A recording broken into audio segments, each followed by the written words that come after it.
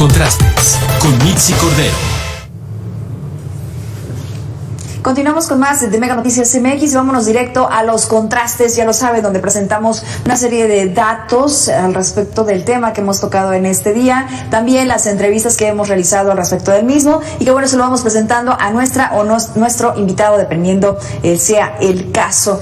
El día de hoy me da mucho gusto saludar a Miguel Bárcena, periodista experto en temas de medio ambiente. Él está con nosotros vía telefónica. Miguel, gracias por estos minutos con Mega Noticias. Al contrario, Mitzi, gracias a ti y a todo el equipo. Como siempre, un gusto estar con ustedes. Sobre todo con estos temas que son tan relevantes, Miguel. A ver, México está atravesando por una de las temporadas de estiaje más agresivas. Esto es como resultado que las presas, algunas de ellas, están incluso por debajo de su 40% de capacidad. ¿Qué riesgos tiene o podría tener ante este panorama nuestro país y sus pobladores? Bueno, primero que nada habría que decir que desafortunadamente en México sigue avanzando el desierto, se siguen secando las tierras del centro hacia el norte y también cada vez hay mayor población que requiere satisfacer sus necesidades hídricas y al mismo tiempo pues estamos, como tú decías, enfrentando una sequía que ya viene de un par de años atrás y que este año se va a seguir complicando porque toca año de Niña, este fenómeno que cambia, invierte las temperaturas, que cambia el ciclo del agua y cambia el ciclo de la lluvia. Pero el problema, Misty, no solo es el que haya sequía porque llueve poco o no llueve. El problema tiene que ver con la escasez y esta pues responde al mal uso o a la poca eficiencia en el uso del agua, sobre todo para fines agrícolas. Recordemos que entre el 70 y el 80% de todo el agua que tenemos disponible se utiliza para producir alimentos y muchas veces para producir ciertos alimentos en zonas áridas o semiáridas donde hay poca agua y buena parte de esa agua se utiliza precisamente para el campo. Entonces, una cosa es la sequía y otra cosa es la escasez y el mal uso o el mal aprovechamiento que hacemos del agua. Sí, así es, sequía, que lo estamos padeciendo en esta situación porque hay un déficit de lluvia, es decir, cada vez está lloviendo menos o en menor cantidad y que pues esta escasez también de la que hablabas, Miguel, pues se da de alguna forma por una irresponsabilidad también por parte de nosotros, las fugas de agua también que se van registrando en quienes la administran y no lo resuelven. Pero te hacía yo la pregunta hace unos momentos, ¿qué riesgos hay que nos estemos enfrentando ante este panorama en conjunto? Bueno, también con un cambio climático que tenemos encima, en conjunto con unas altas temperaturas también que lo estamos padeciendo, en fin, con todo este panorama, ¿cuáles son nuestros riesgos en un, te diría, corto, mediano y largo plazo? Bueno, pues el primer riesgo es que haya una disminución en la capacidad para producir alimentos, lo cual también genera escasez de alimentos y por lo mismo incrementa el precio de los mismos, además de la inflación que ya estamos viviendo. Entonces, ese sería un primer impacto. El otro es que haya una menor disponibilidad, menor cantidad de agua para satisfacer los usos de las poblaciones, sobre todo en las zonas urbanas, las zonas que tienen una gran población, y hemos visto lo que ha estado sucediendo en Nuevo León, específicamente en Monterrey y la zona conurbada, en donde pues hay poca agua, se tiene que regar por tandeo y la gente pues solo tiene unas cuantas horas, si bien le va de agua, lo cual esto afecta a la vida cotidiana, porque pues, sin agua realmente es muy poco lo que se puede hacer, tanto desde los usos básicos para lavarnos las manos, los dientes, bañarnos, etcétera, hasta otro tipo de actividades que tienen que ver con la recreación. Así es que es un panorama muy complicado y no se va a resolver en el corto plazo, en principio, porque pues, si llueve, habrá que esperar qué tanto llueve a partir de mayo y durante toda la temporada de lluvias para ver si las cosas se pueden recuperar, y también porque en algunos casos no se ha invertido lo suficiente en infraestructura hidráulica para captar el agua, para almacenarla y para distribuirla, sobre todo en esta época de estiaje, que es cuando más se necesita. Sí, así es, totalmente. No se han aplicado políticas públicas pues para resolver este problema. Por ejemplo, el que tú decías, la captación de agua de lluvia, que esta se puede reutilizar en muchos aspectos, ¿no? No solamente en algunos. A ver, pero ¿quién tiene el control de las presas en México? Revisamos estas cifras que tenemos y se las presentamos a nuestro auditorio. El 21% de las presas están bajo el resguardo de Conagua con 3,618. La Secretaría de Agricultura es responsable de operar otro 16% y la Comisión Federal de Electricidad tiene el 16%. Otro 10 más son administradas por el gobierno federal y gobiernos municipales. Y el 37% restante, mira, escuchemos, Miguel, escuchemos esta entrevista que también tenemos disponible y tú nos dices al respecto tu opinión. Claro. Otros quieren decir, pues no ayudar sus propietarios o algunos que no saben.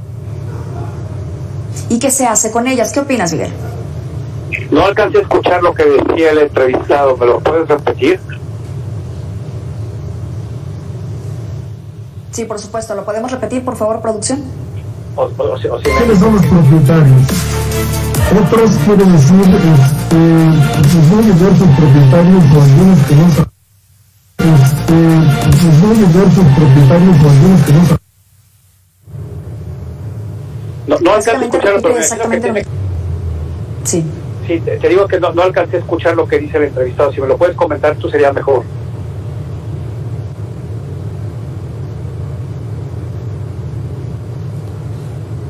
Perdón, no escuché. Escuché lo que dice el entrevistado. Si tú me lo comentabas, mira, te lo Miguel, voy a agradecer. Sí, te comentaba precisamente, gracias, es que tenemos un problema con el retraso en el audio, entonces de repente nos encimamos, pero sí, básicamente lo que te decía yo al principio de cómo está distribuido la administración de las presas en nuestro país. Hay un porcentaje, hay un 37% restante que no es administrado prácticamente por nadie, pero ¿esta administración es la adecuada o qué es lo que requeriría, Miguel? No, bueno, yo creo que ya se requiere desde hace muchos años cambiar el modelo del agua. Obviamente depende básicamente de la Comisión Nacional del Agua, porque estamos hablando de un bien federal, pero ya hemos visto que es una forma deficitaria. ¿Por qué? Porque las condiciones han ido cambiando, mayor sequía, menor lluvia, mayor población, mayor demanda de agua para usos agrícolas. Se siguen dando concesiones, muchas veces sin que haya un registro o una supervisión. Estas concesiones que se dan a los agricultores o a las agroindustrias, insisto, desperdician muchísimo el agua. Y el otro tema también es ver qué hacen los municipios, porque la Conagua les entrega el líquido y ellos tienen que ser los responsables de su distribución, pero también del desagüe de las aguas negras. Y si no invierten, como decíamos, en infraestructura, si no invierten en cosechar el agua, si no invierten en reinfiltrar el agua de lluvia en el subsuelo, pues cada vez la situación va a ser peor, porque vamos a seguir desecando los pozos, vamos a seguir desecando los acuíferos y vamos a seguir sobreexplotando las presas. Entonces, si no nos cae el 20 de una vez por todas y que el gobierno federal destine más recursos a la infraestructura hidráulica en lugar de estas obras prioritarias que tiene el presidente y que pues están descuidando precisamente otras obras que desde luego son mucho más importantes, como la ingeniería hidráulica, las presas, los pozos y sobre todo las plantas de tratamiento. En muchos municipios hay plantas de tratamiento, pero no funcionan, o como no pagan la luz, pues entonces no las pueden utilizar. Sí. Y en lugar de estar reutilizando el agua, estamos utilizando cada vez agua pura, agua natural, en lugar de estar reciclando, tratando y reciclando el agua que consumimos.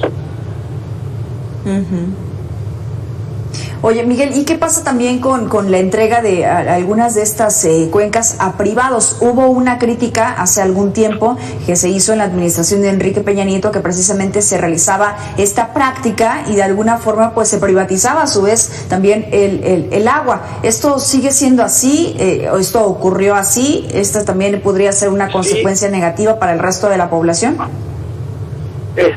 Sí y no, o sea, sí se ha hecho así. Creo que no es la mejor forma de hacerlo, pero en realidad la cantidad, el volumen de agua que utilizan algunas empresas o privados para sus procesos de producción no tiene tanto impacto en cuanto al volumen total del agua. El principal problema, insisto, es la agricultura. La agricultura es la que utiliza casi el 80% del agua disponible.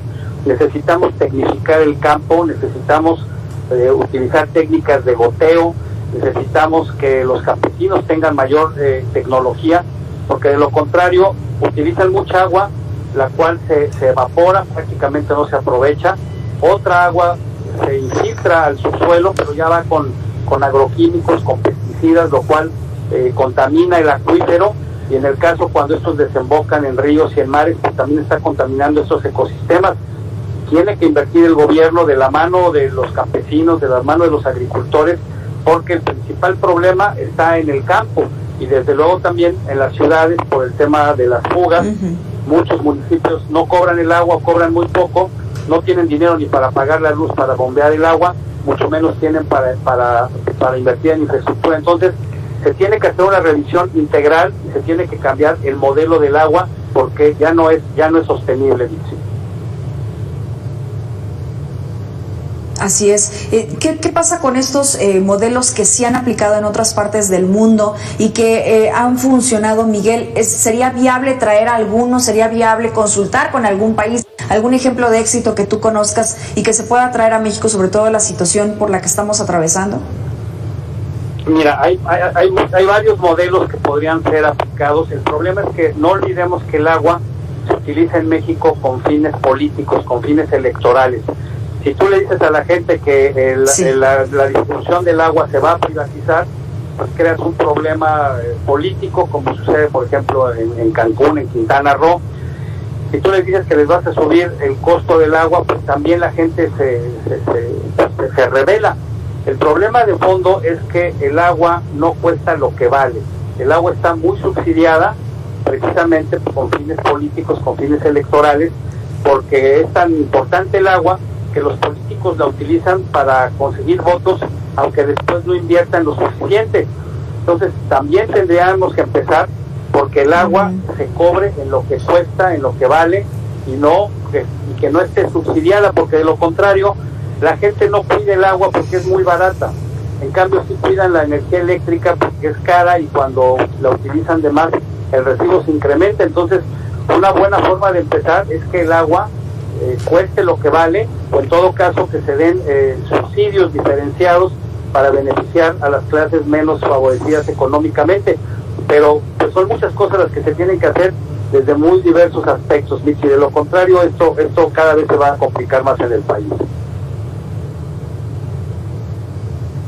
Sí, cada vez se va a complicar más, sobre todo repitiendo lo que decíamos al principio, ¿no? Sobre todo estas condiciones en las que estamos, hay menos lluvia, hay altas temperaturas, en fin, y que esto se va prolongando. A ver, las presas que abastecen el sistema Cutzamala se encuentra a un 50% de capacidad. Esto nos lo dijo Jorge Joaquín González Besares, él es vocal ejecutivo de la Comisión de Agua del Estado de México. La presa, la Villa de la Victoria, es la más afectada, con solo el 28% de su capacidad, y que además así se encuentran algunas otras. Vamos a escuchar lo que nos dice, ojalá lo podamos escuchar adecuadamente. Jorge Joaquín, que estuvo en entrevista con Mega Noticias.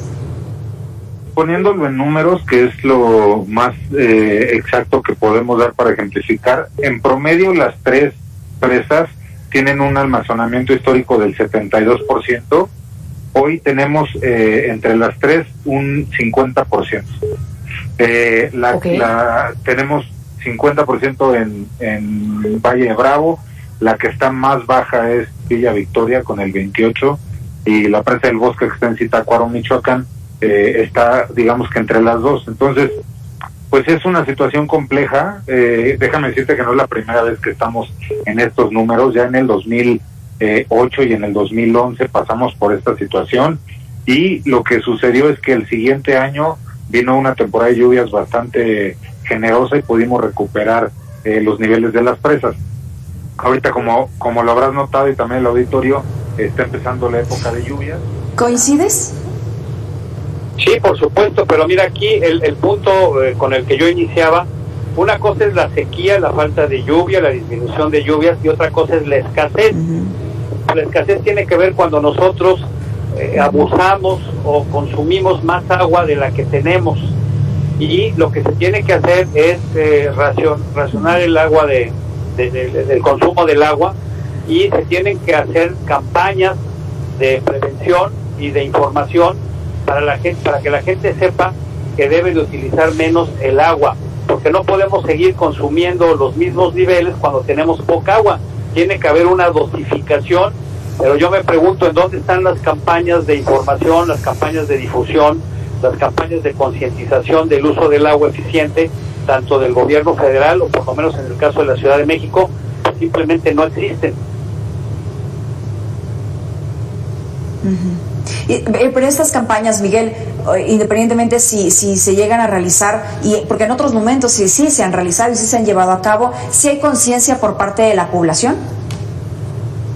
No la hay, por eso se tiene que insistir para desarrollar una verdadera cultura ambiental, pero tiene que haber también un modelo en donde haya sanciones para aquellos organismos de cuenca o para aquellos organismos municipales que no administran bien el agua, que tienen fugas, que no cobran el agua, porque de lo contrario, si no hay sanciones, no va a haber cambios. La gente va a seguir utilizando el agua de manera indiscriminada, se va a seguir desperdiciando, van a continuar las fugas y no va a pasar absolutamente nada. Tiene que haber sanciones ejemplares, ya no podemos continuar como seguimos hasta ahora.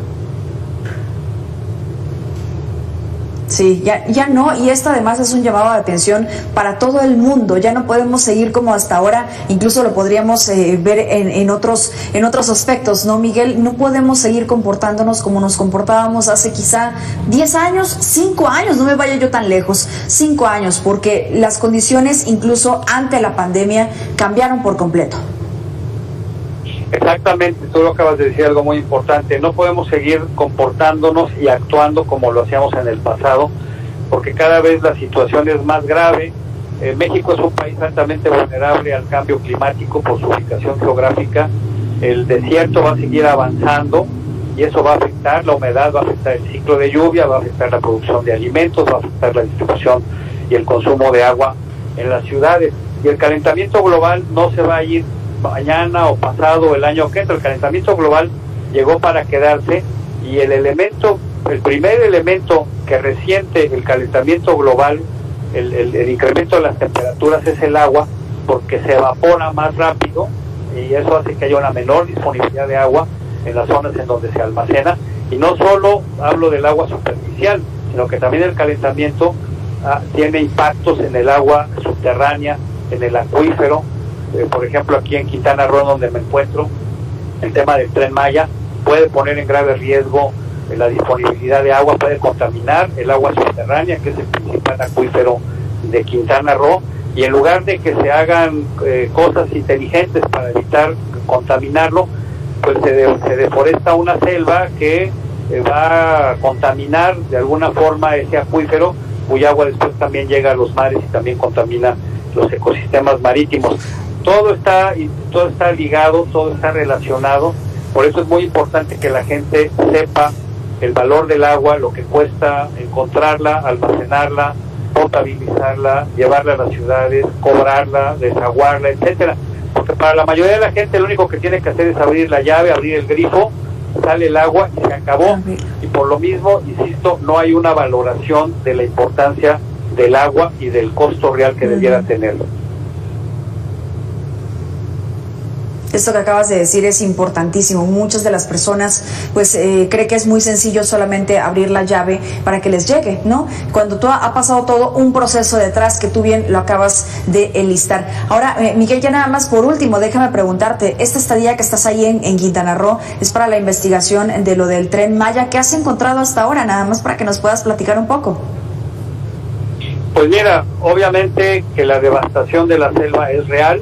Además, se actúa con total impunidad porque no hay un estudio de impacto ambiental. En el momento en que se cambia el tramo 5, que va de Tulum a Cancún, en el momento en que se mueve y ya no es por la carretera, sino pasa por la selva a 5 kilómetros de la carretera, en lugar de haber hecho un monitoreo para ubicar qué tipos de especies de fauna había, capturarlas y después llevarlas a un sitio seguro, pues no, aquí llegan, meten maquinaria, talan árboles todos los días.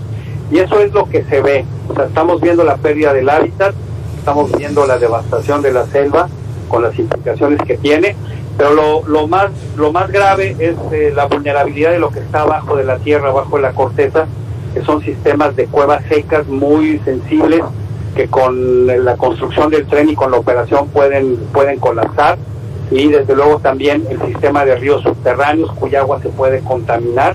Y como decía, este es el principal, este acuífero es el principal abastecimiento de agua de las comunidades.